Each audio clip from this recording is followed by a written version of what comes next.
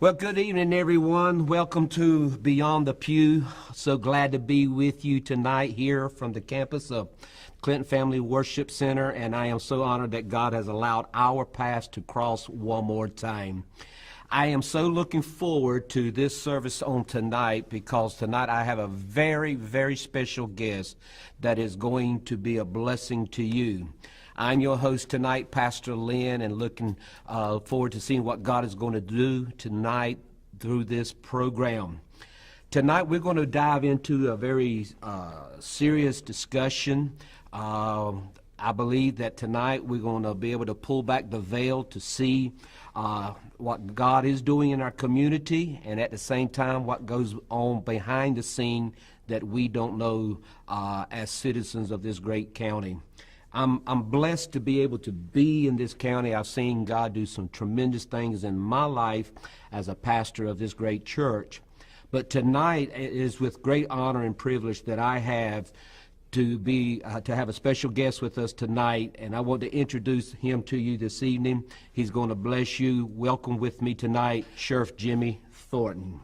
Glad to have you tonight, sir. It's certainly my pleasure. Good honor to see you, and I am so glad that we have this privilege tonight because I'm excited about several things that you and I have briefly talked about, and I kind of want to share with our audience tonight how this came to be. Several years ago, two or 3 years ago, when throughout our country we were seeing this trend of about police officers and defunding the police and the disrespect that we were seeing throughout the country. And I've always had a heart for our police officers, men and women who serve in that capacity. And so I've always, for a long period of time, Sheriff, I wanted to get with you and sit down and talk with you, but I kept putting it off. Right. Until something that recently happened in our county that said, you know, I really need to make a call. And that was when one of your deputies, Caitlin Emanuel, correct, was shot and injured severely. And to God be the glory, she is doing so much better and yes, recovering. So I reached out to you just a few nights ago. correct, And I think you were kind of caught off guard when I called you, and asked if you would join with me on this interview here Beyond the Pew. And you graciously accepted that. Kind of thought when I was talking with you on the phone, you were like, I can't believe he's calling me. that's right. Yeah, but I'm glad to have you tonight, and I have some things that I want to ask and you and Ask me whatever. I can tell the story. but I'm sure you can. Well, first of all, I want to dive into this. Let me say to the audience, take time to share this right now with your circle of friends, wherever you're at, because I believe that we're going to get insight on some of the things that goes on behind the scene that we don't know, that our great sheriff can be able to inform us all on. First of all, I want to ask you about your walk with Christ. Well, fortunately, I was brought up by Christian parents, and I can't put a value on that upbringing. Yes, sir. And they immediately got me involved in church, my sister and I both. And have always attended church. It has always been a part of our life, and certainly a focus and a priority. And the same way in which I was raised by my parents, my wife and I have followed the same practice with our own two children. Mm-hmm. Awesome. And I've been a deacon at the church, Piney Grove Baptist Church. I'm a trustee of the church. You know how it is with the church. You have to get people that will do certain tasks. Yes, sir. Not only those that are called by God to be a deacon or a Sunday school teacher, but other tasks. Yes, be sir. it minor or major. You know, there's only certain ones that you can count on. Let me ask you, how your Christian faith and your Christian walk, how does that serve you in the office that you serve in today? Well, I've got a gift. I truly believe that. You know, we all have talents. Yes, sir. Whenever we are born into this world. God saw to it that they're special people. Absolutely. And I truly believe that I was given this talent. Awesome. Well, you know, I preach here often that at your genesis, at your birth, that inside of you is a purpose and a destiny. And sometimes God uses other people to help that develop in you and to bring that out of you. And I'm sure that in the office that you serve in our great county, that being a Christian and having faith in God serves you greatly in this capacity. Well, in today's world, there's not a lot of people you can trust. Mm-hmm.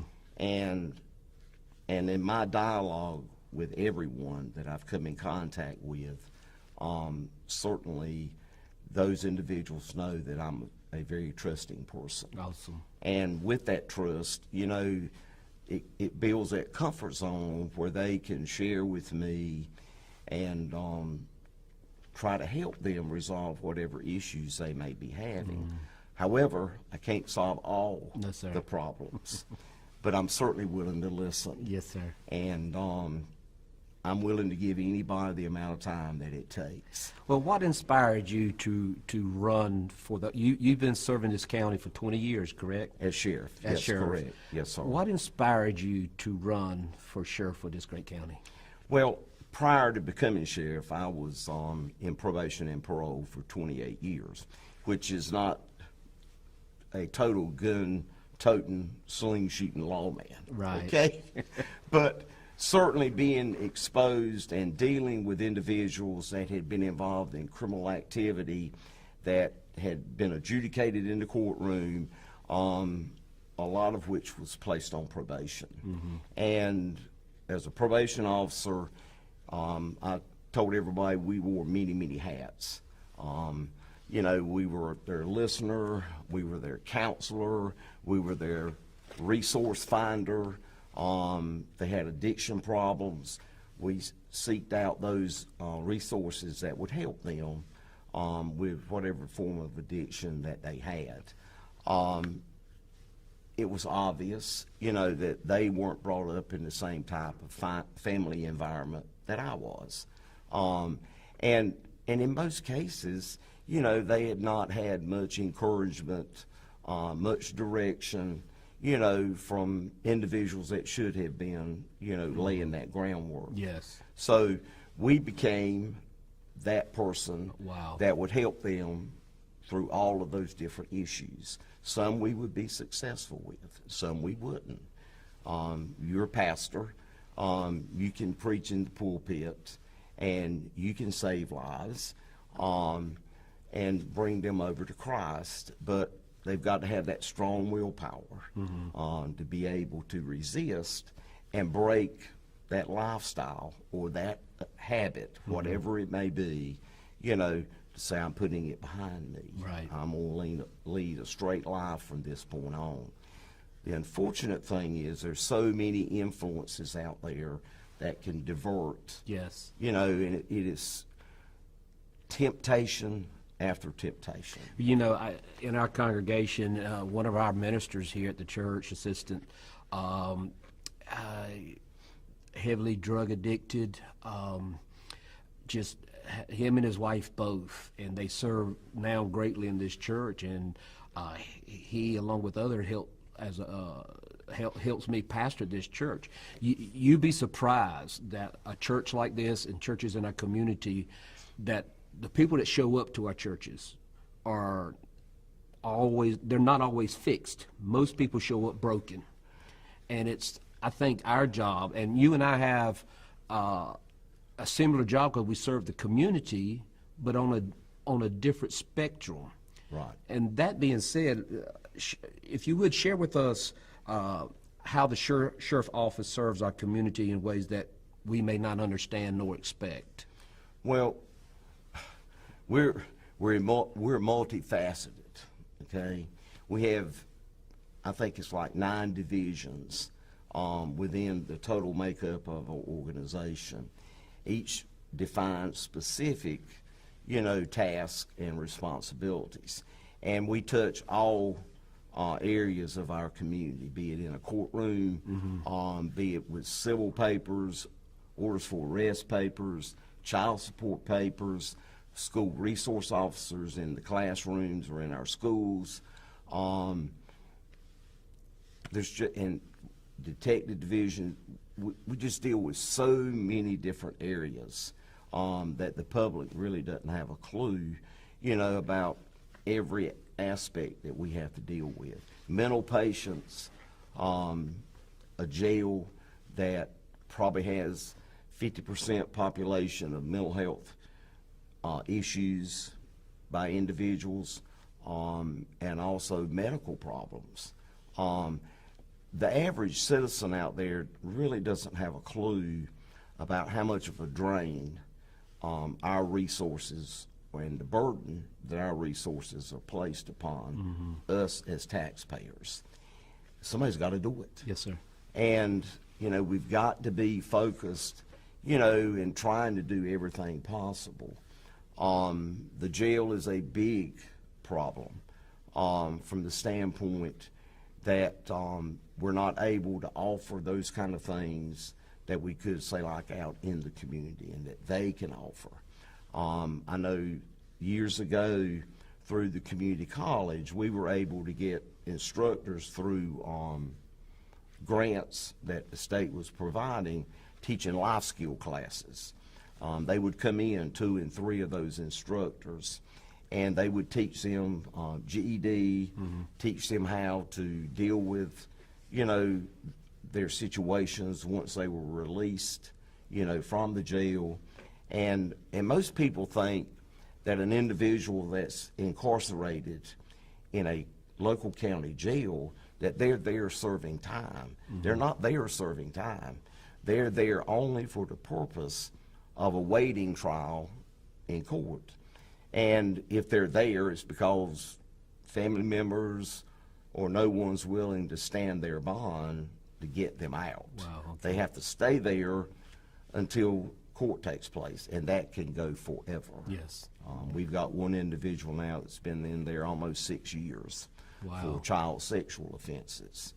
So we keep a lot of different type individuals. In a day's time, and I don't know if you can give me an accurate figure, but in a day's time, how many mental patients do you have to deal with transporting from one place to another? This morning, I think we have 4 at Sampson Regional. Already today. This morning. Today. Now, it's not like one comes in today and they replace him or tomorrow. These individuals come in, and then on any given day, we're subject to have as few as 4 and as many as 11. In a day? In a day. And they're there for whatever period of time it takes for a medical professional to determine if they truly have mental issues and to determine if they're committable. If they're not committable, then of course they're released. Now they could stay there 3 days, 7 days, 14 days.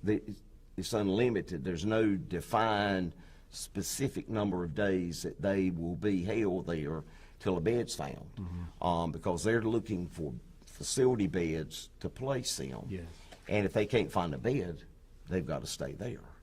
And that is a real big strain. And you guys have to not only take them to a place, but at times you might have to go and pick them up and bring them back. Is that correct? That's correct.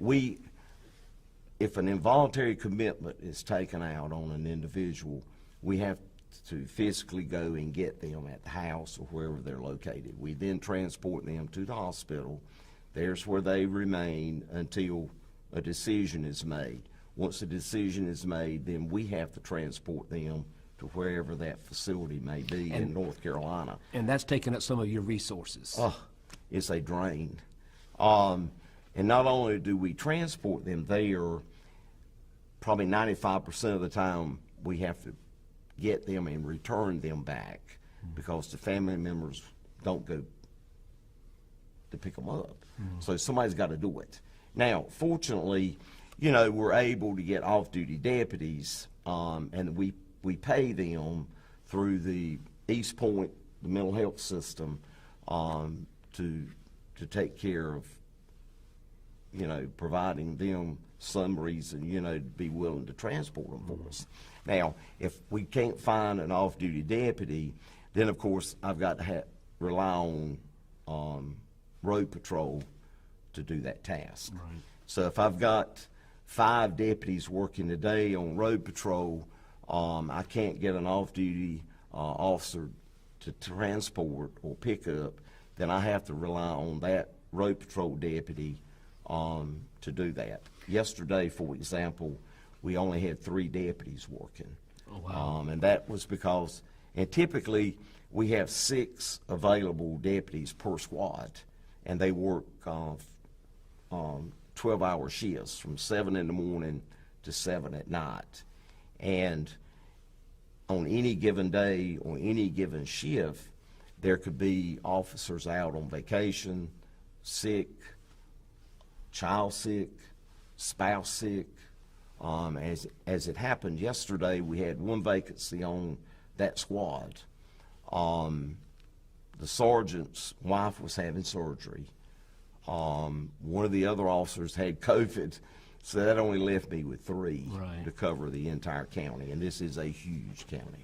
Yeah, because we're the largest county in the state. That's correct. And so you guys have a lot of territory to cover, and with 3 on call that's active at that time, that's a lot of ground to cover. It is, but now, don't get me wrong, I've got a lot of other deputies or defined task or division individuals that are working from 7 in the morning to maybe 4 in the afternoon, or Right. 8 in the morning to 5 in the afternoon with my detective division, drug division, civil, SROs. I've got a multitude of daytime officers, in different areas or assignments that if push come to shove, we can get them to fill in.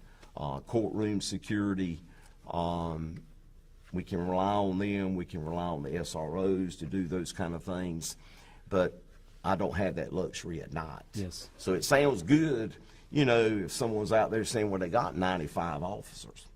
That's an accurate statement. Mm-hmm. But I don't have those 95 officers, from 5 o'clock in the afternoon, till 7 o'clock the next morning or on weekends. Let me ask you this. If I stay out in the country, I'm about 12, 13 miles from here, the church.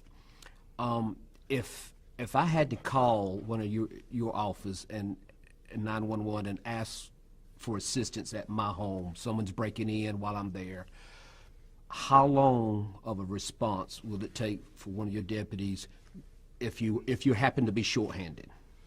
What's your time? It could be anywhere from 20 minutes to as much as an hour. Wow. Hour and 15 minutes. And that's too much time if someone's breaking in. Well, time is of essence. And that 20 minutes or that hour is going to seem like hours, okay? Because you're constantly looking, and wondering, where are they? Yes. Okay? And, and we get people returning their calls back to 911 wanting to know where is the deputy. Well, something else could have happened in the meantime. Yes. En route to that call, your call, and they have to divert and take care of that. There is, certain priority calls that it's a must that we deal with first. Yeah. Well, there's been a lot of chatter lately about the sheriff's office, and what are some of the issues that you have at hand right now that your department is facing, and how are those issues affecting our county? Well, I've been sheriff now 20 years. And up until 4 or 5 months ago, I've never had a road patrol vacancy. I currently have 6 road patrol vacancies.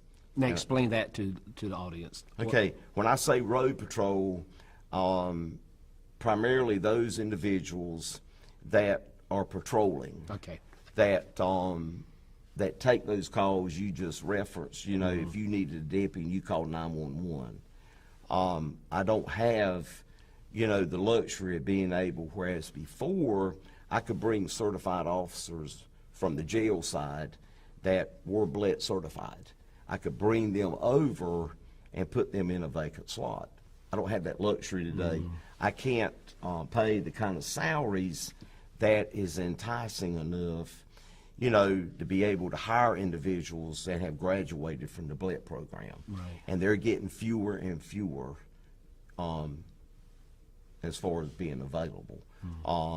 Not many people today are going to the law enforcement or through the law enforcement program because, as you said, you know, certainly the job is more risky today than it's ever been before. Also, you know, law enforcement is not being treated actually fair by the community and the news media. Yes. So it's not too enticing, you know, for anyone, you know, to be motivated to go into the program. So that makes it even more difficult. And then whenever you can't compete salary-wise, it's extremely difficult. And is it safe to say that because of that, that puts the county in the level of danger? It puts them in a real big civil liability position. Okay. And I don't know that everyone has an understanding that the county can be held liable in a lot of ways. The individual that is sued the most in any county will be that sheriff of the county. And from just the jail standpoint alone, is a tremendous liability issue. And I have to be responsible for that. By statute, I'm the jail administrator. Yes. I am the administrator of security of our courthouses. And I'm also responsible for service of warrants. So, you know, I've got 3 defined statute-driven job duties. And I have to make sure that I cover those. And I could maybe tomorrow say, Pastor, would you like to be the administrator of my jail? So I could appoint you as my administrator. I don't think you would want the job. But I don't think everybody fully understands and has a good grasp of what all is involved, you know, in a day-to-day or our day-to-day routine as to how, in the end, it could really impact them. The crime rate that's in Sampson County and the data that you might have, I don't know what you could share at this point, but has the crime rate in Sampson County, has it rose to a level that we as a community should be concerned? Well, we've been fortunate in this county. Let me take you back 20 years ago. This county was just totally infected with a god-awful amount of drug activity. In fact, an SBI agent shared with me, you know, prior to being elected, that this county was actually the laughingstock of the state, because it was almost like anything goes in Sampson County. So we were really a drug haven, you know, for the drug world out there. There were some issues with the drug division prior to me becoming sheriff. And with those issues, it prevented any state agency, law enforcement agency, any federal agency to be involved or try to help or assist. And fortunately, after I got elected, I had the DEA, the Federal Drug Enforcement Agency, SAC, the supervisor, to come to me and ask me, would we be willing to partner with them? And I said, sure, be happy to. And little did I know, Pastor, after about a year, into office, that we were one of 4 major drug distributions on the entire eastern coast of United States. And we even seized 200 kilos of cocaine in 04, I think. And that was $20 million Wow. worth of cocaine. And the only way, we were successful being able to seize that was he got stuck with a tractor trailer in a field. So, they say timing's everything, right place, right time. But we had a tremendous amount of drug activity going on in this county.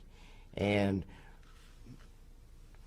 in 07, 05, 6, and 7, we developed a real good dialogue and community program with individuals dealing with the meth problem, the meth labs. We led all of eastern North Carolina in located and busted meth labs. And I'll never forget it. In 07, George Holden, who was the Eastern District U.S. Attorney, he had this news conference in Raleigh, and he had the sheriff of Harnett County present, he had the sheriff of Johnston County present, and he had me. And he had this press conference because there was so much meth activity, meth drug labs being located, that it was an issue that had to be dealt with. And I knew we had it. You're a pastor, and you know how gut-wrenching it is if any one of your members or someone off the street comes in and they start sharing with you the issues that they're having, either with their spouse, their child, a brother or a sister. We all love our family members.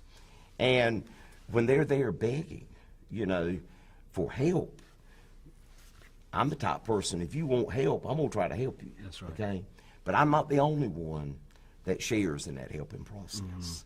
Anyway, George Holden, he had that news conference, and he said, we're going to do everything we can to solve the meth problem in these 3 counties. Well, on February the 27th of 08, we were at our 18th drug lab from January the 1st of 08 to the 27th. Wow. That was the 35th location that we had gone to of suspicious activity and a potential meth lab, okay? But 18 of those 35 we confirmed as of the 27th of February. So that was on a Thursday night, and it was out on 701 North. And so the next morning, I was back in the office. I didn't get home till, I guess, 3 o'clock that morning, but I was back there Friday morning, and the first call I made, Pastor, was to George Holden. And I said, George, I attended your press conference, and I believed in what you told myself, Sheriff Rollins from Harnett, and Sheriff Bizzle from Johnston. I said, I want you to know that last night we were at our 18th meth lab. Wow. We had been to 35 locations total, but last night was the 18th confirmed lab. And I haven't seen your help yet. And I said, I'm going to have my own press conference, and you're more than welcome to come. But we've got to get real. We've got to do something. And he said, well, what day next week will you be in? I said, whatever day, George, you want me to be present, I'll be here. He said, I'll be there Wednesday morning. And Pastor, he showed up. He showed up with his assistant. The next week, we met with the SBI and other drug affiliates. And in August of 08, we made 8 arrests.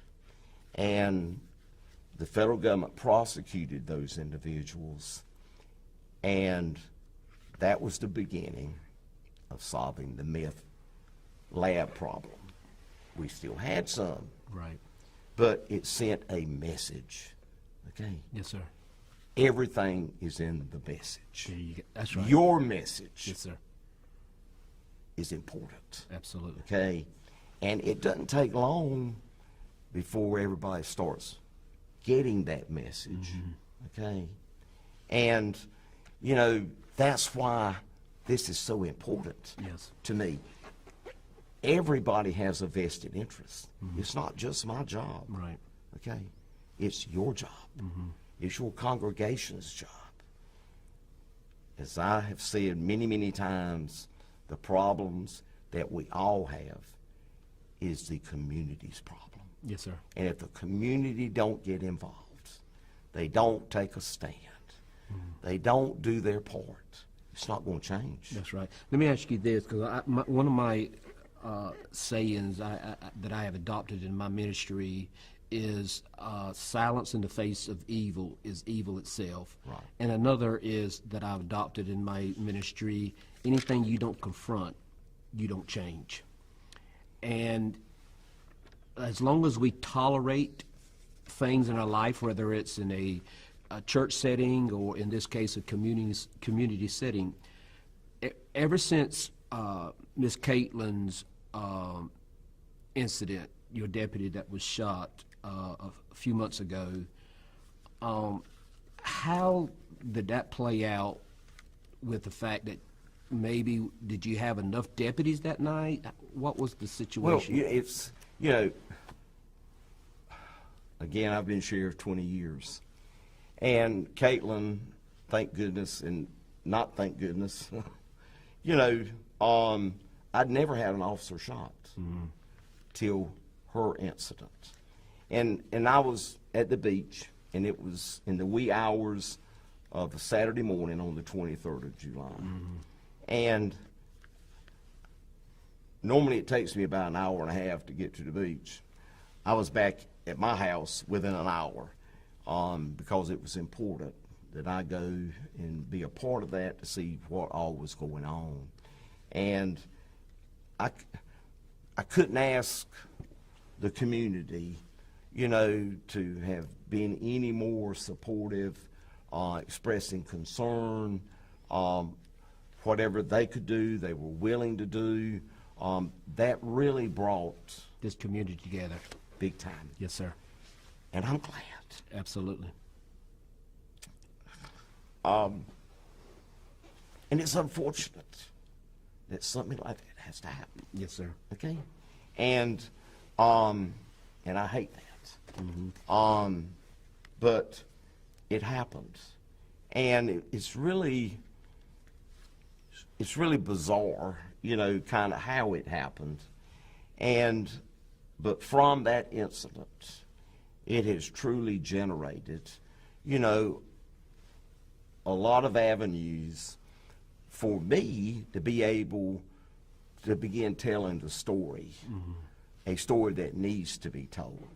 Okay? And let me interrupt, because that's the very reason why I called you, because it has touched a lot of people's heart on that incident, and that's the reason why I felt to get you here, so we can get this message out, so that people can see behind the scene, Right.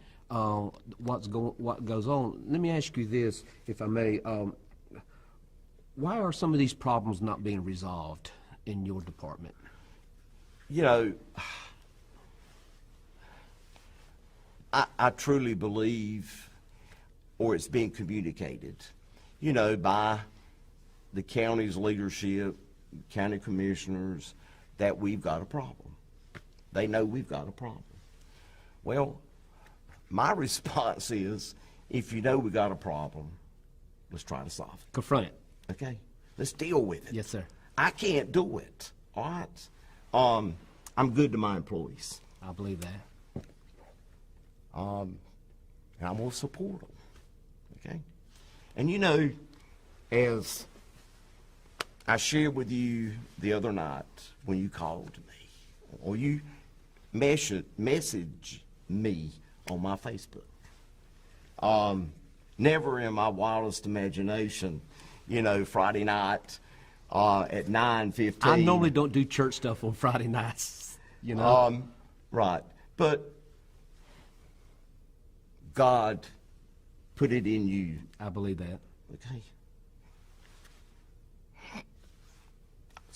It's okay.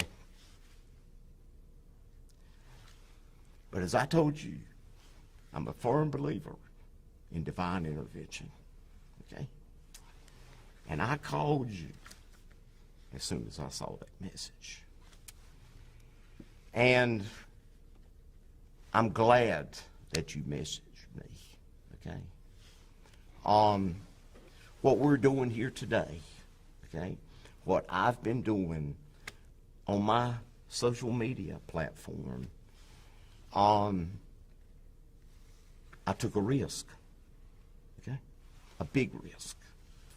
I've been here 20 years, as we've established, and, you know, nobody can't make everybody happy during a 20-year period, okay? But I took that risk to tell the story. It was a story that's got to be told. And you're taking a risk by having me here today, okay? But I submit to you that it is a risk that has been well worth taking. Yes, sir. Okay? And I'll forever be grateful. When I know that God is leading churches to help us, the only one that can help maintain some sense of safety in the community, the message is getting out there. Yes, sir. Okay? And whoever can get it out, whoever can appreciate, you know, what we do, or whomever does it, you know, they'll be heroes. Okay? If we don't have a safe environment at our homes, at our churches, and you know full well there's been a multitude of bad things that have happened in churches. And it's not been too terribly long ago. We were going around to a lot of churches coming up with safety plans, teaching and telling churches how to deal with and how to confront incidents that may occur, God forbid, you know, in their own churches.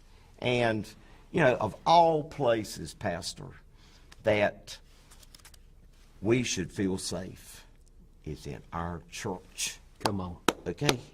Of all places. That's right. All right.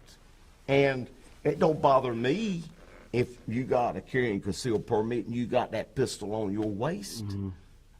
You know? We gotta be safe. And I can tell you this, and our schools should be safe as well. I agree. And I may have to eat my words, but in this county, we won't see a Uvalde take place.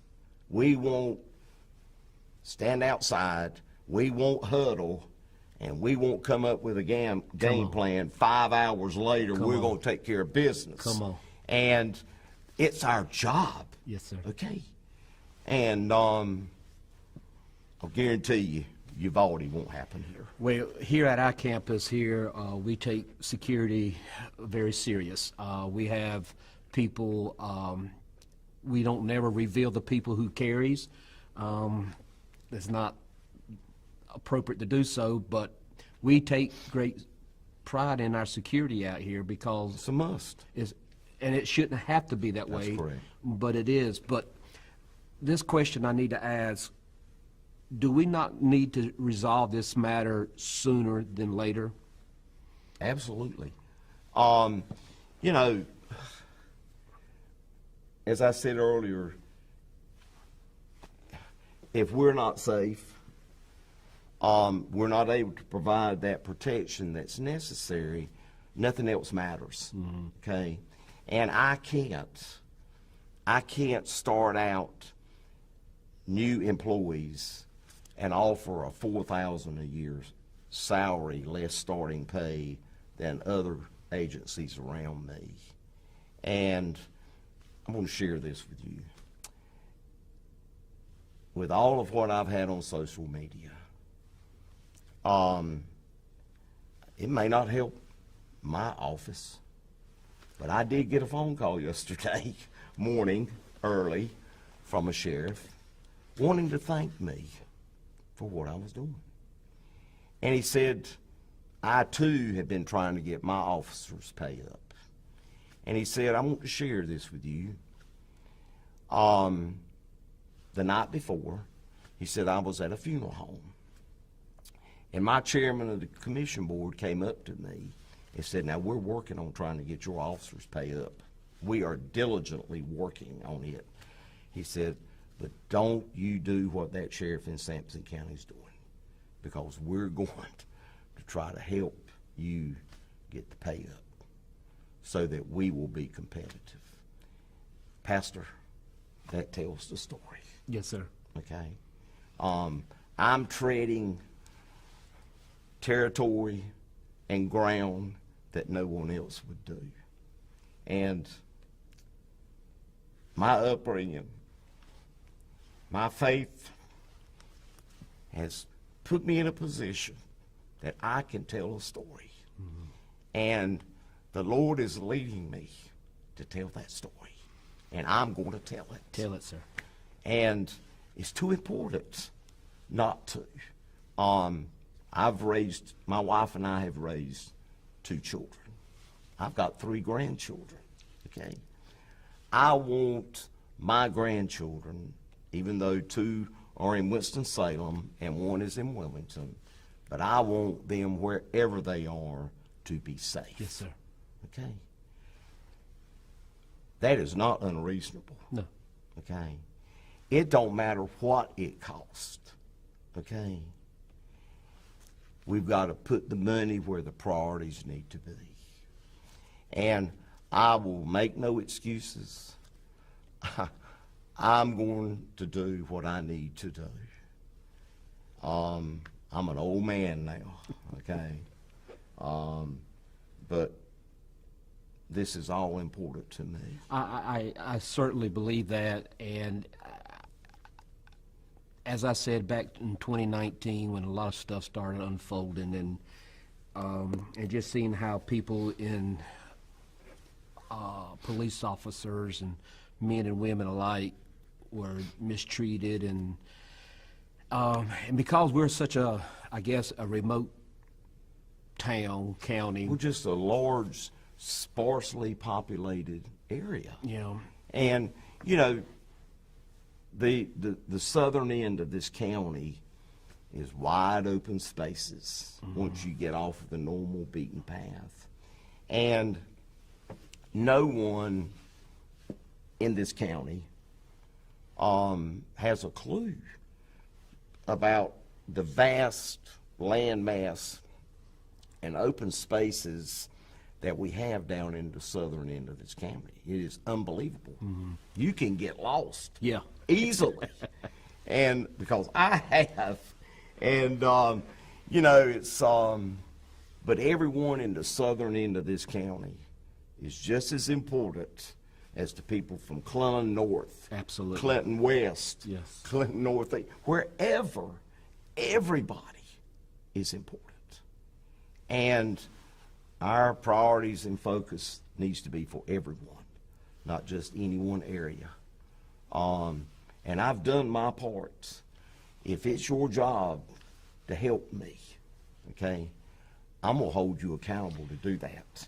And I don't shy away, just like I did with George Holden, just like I have done recently with juvenile justice, just like I would with the SBI, or any agency, be it on the local, state, or federal. Mm-hmm. I will take you to task.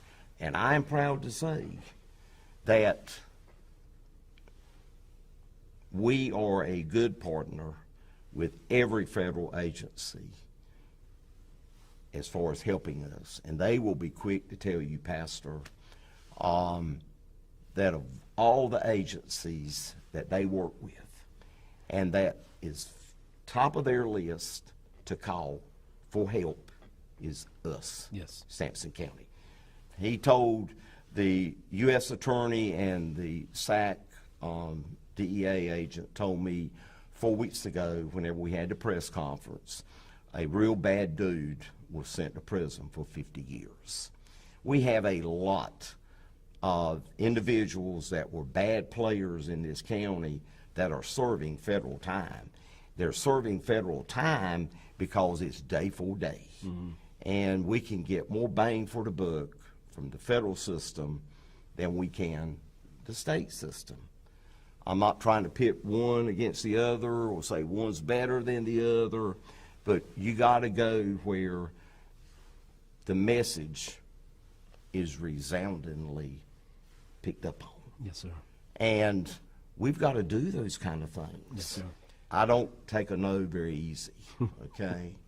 And, you know, I can't take a no. If you tell me no, I'm going somewhere else. I'm sorry, okay? It's just the way I rock and roll. And somebody's got to say yes. Eventually. Or at least maybe I can help you. Yeah. You know, but it's my job. Well, one thing I think about it is that each time these deputies go out, when they leave their homes in the morning No or at clue. nighttime, they have no idea what they're going to face. That's correct. And the loved ones are back at home whispering a prayer that dad or mom will make it back home. Right. When Caitlin, I'm sure, when she went to work that day, she had no idea that it would be that tragic. No, sir. And it's my opinion, and I'll state this. This is my opinion, but any police officer, any deputy, in my opinion, is underpaid for the risk that they take. And I would advocate that our police officers should be supported. The morale of them should be up. We have a responsibility, and I'll say this to the audience, we all have a responsibility to serve our community.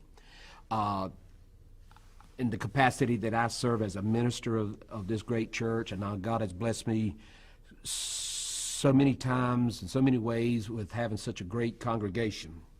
And we're a very diverse church, multicultural, multiracial church, and we love people, and we love people in our county, and we appreciate the service that you're providing, and it kind of saddens my heart that the needs are not being met, and they really need to be met. I may not understand everything, but I do know one thing. I don't want our county to be like those metropolitan cities where my wife can't get out the car and walk in through the parking lot at Walmart to get into the store and not feel safe.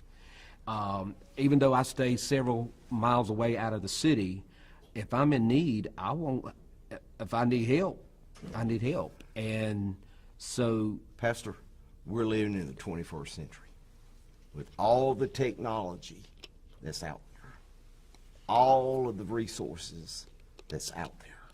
There's no reason no one but what shouldn't be able to feel safe wherever they are. let me ask you this, Sheriff. What would you tell the congregation, the audience tonight, all of that's listening right now? They're all over this county, and let me tell you something, there's people outside of this state that's listening. Yes, sir. Our audience is very broad. What would you say to them right now as we get ready to close? Well, you know, and it's unfortunate again that Caitlin's incident had to begin the dialogue, generate the conversation about the obstacles and all that we're confronted with in a small rural county. But it has brought the attention that it is due. And I didn't start the dialogue. I didn't generate the beginning of all of this stuff, contrary to a lot of people. Caitlin was shot on the 23rd of July. That next Friday, I received an email from an investigative reporter from TV5. And his purpose in sending me the email and the questions that he wanted to ask me was, he said he had gotten a tip from someone that we only had 4 officers working that night. And from that, that's where it has gone, from that investigative tipster questions or information that was passed along to him, that got the wheels turning, that started to bring to light, you know, what all is driving these kind of things. And I want to share this example, okay? You know, I shared with you the sheriff that called me yesterday morning. I also got a phone call from a farmer here in the county, and he wanted to praise and compliment one of my officers yesterday. Yesterday morning, it was still dark, and this particular officer rode by his farming operation, and the officer saw headlights shining behind a building. So the officer turns around, goes back to check it out. Well, it happened to be the farmer that was behind the building. And he said, you know, little did I think, you know, an officer would pull up there. But then I was beginning to wonder, have I done something wrong? Okay? And he said, I knew I hadn't. But he pulled up, and of course he was questioning who I was, what I was there for, and I let him know it was my property and that I was there, you know, doing business, farm business. But he said, I wanted to call you and tell you how professional and attentive and on top of his game to have pulled in there to check that out. Don't that make you feel good when you get that call? Well, but Pastor, this makes me feel even better, and I'll tell you why. This officer, who's 45 years old, had been given a job offer 4 weeks ago, okay, in Wayne County. And through the help of God, I discouraged him from leaving, okay? And because he's a good officer, okay? And he said, well, Sheriff, I gave that sheriff my word. I said, I respect that. I understand that.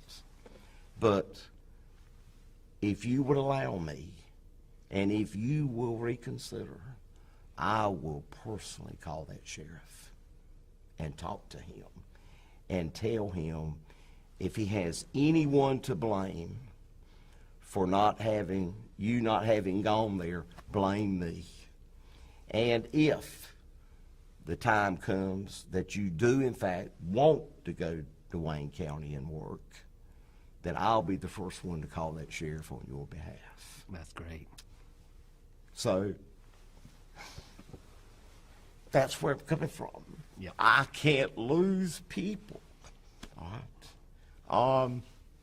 We have invested a lot in these employees. Yeah. We have made them what they are, but we had something to make it with. Yes, sir. Okay? And I want to share this to you, if you will bear with me. It all fits into the story. We had an individual that came to the office yesterday to apply. We are getting interest, and this social media, you know, is truly benefiting us. Right. And I don't think most people, you know, a lot of people don't think outside the box. Right. Okay?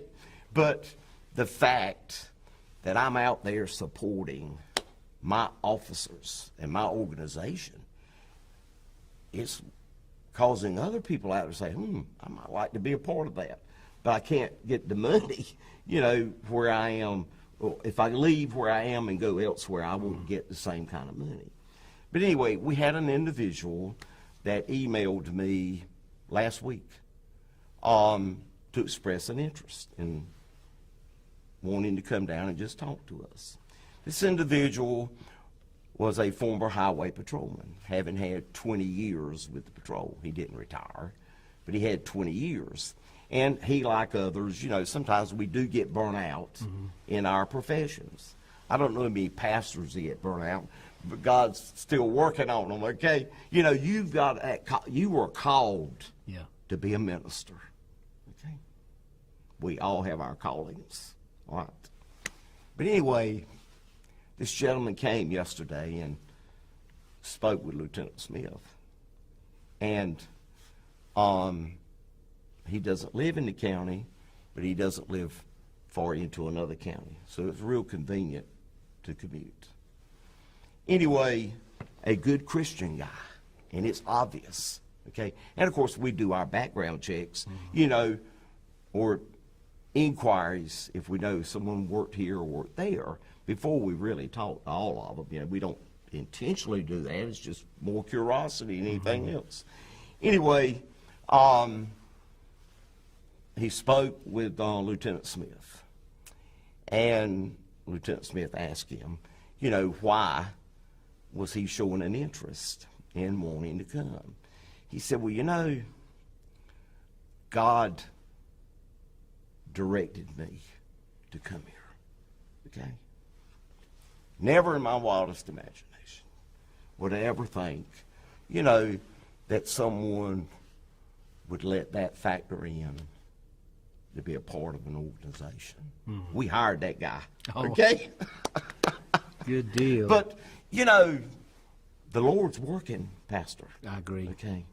And these are telling examples of how that work's taking place. Okay? And, the Lord, without question, works for you. Absolutely. And through you. And brings people here. Okay? Everybody factors in to their success and their failure. Right. And I will not be a part of anything that's going to fail, knowingly sitting back and letting it happen. There you go. Okay. And I'm proud to be a part of this. I want the audience to know tonight that we do have a responsibility to pray for our leaders throughout the whole board, everyone that's serving our community in the fashion that they are serving, Sheriff Thornton and Lieutenant Smith and others that are taking care of all of us, whether it's from the north of the county to the south of the county. And I just say to all of you, pray for this man, pray for his department, pray that God will keep them safe in their endeavors, and pray that the things that need to be met in your life and in your department will be met, and those who are involved, that they also will seek God and know what direction they should take. How can we get in contact with you? Okay, I give my cell phone number to everybody. I have no problem in sharing my cell phone number with any of you that see this, or if you more than welcome to pass it along to others. But my cell phone number is 910-990-6601. My email address is sheriff@samsonsheriff.com. And of course, my Facebook is Sheriff Jimmy Thornton. Feel free to call me. Feel free to email me. Feel free to stop by the office. I will answer any and all questions, any concerns that you may have, and I answer my cell phone, folks. Nobody can accuse me of not answering my phone. And that message this past Friday night, I was real quick to call Pastor Lynn because I was tickled to death, and I'll forever be grateful. Thank you, sir. Thank you. Listen, I want us to close out with prayer tonight, and I want you to be praying for our community, our city and county, and this is important for us to understand what goes on outside the church, beyond the pew. the things that these men and women are facing on a daily and weekly basis. The reason why we can feel as safe as we do right now is because of these great men and women that serve in this capacity. Pray for all the leaders, as I stated, that can work together to make sure that our police officers are well funded and they have the equipment that they need to serve our community. So join with me as I pray. Father, I thank you tonight for our sheriff, Jimmy Thornton. I thank you, Lord, for his endeavors and all that he has set out to do. Thank you for the vision that he has for our community and our county. Thank you, Lord, for his deputies and all that serve in all the 9 departments, those that are 95, 96 employees. But Lord, we especially prayed for those who serve on the road. And Lord, even though at times it seems a little sketchy in so many areas, we just pray that, God, that you would give them traveling mercies wherever they are going to protect and defend. We ask that you would take care of them and their families. And we thank you for Caitlin and how, God, you are restoring her back to her health. And we give you glory for your hand of protection. And, Father, we give you praise and glory for it all. In Jesus' name, amen and amen. Sheriff Thornton, thank you for been a pleasure. coming and being with me tonight. Thank and you. I appreciate your time, and I know you're busy. It's a pleasure. Just know that our church, and we're standing with you, not just behind you, but beside you. And as I heard someone say on your Facebook page, we got you 6. All right? There you go. We're praying for you. Thank you for joining us tonight. Don't forget to share this with your family and friends. We appreciate all you're doing. Until next time, be safe, be careful. God bless. We Thank love you. you. Thank you for watching tonight's episode of Beyond the Pew. Here are 4 ways you can take action as a citizen of Sampson County. 1. Pray for our community leaders, our county commissioners, our county manager, and others in high positions. Pray that they will be led by the Lord and have godly wisdom when it comes to making decisions for Sampson County.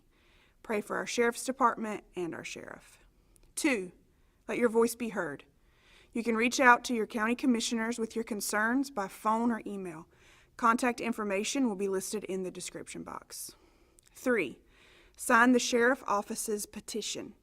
If you support fully funding the Sampson County Sheriff's Office, please join with fellow supporters in signing this petition to share with the county commissioners. The link will be included in the description box. 4. Share this video with family and friends. This is a story that needs to be heard. Again, thank you for joining us. Good night and God bless.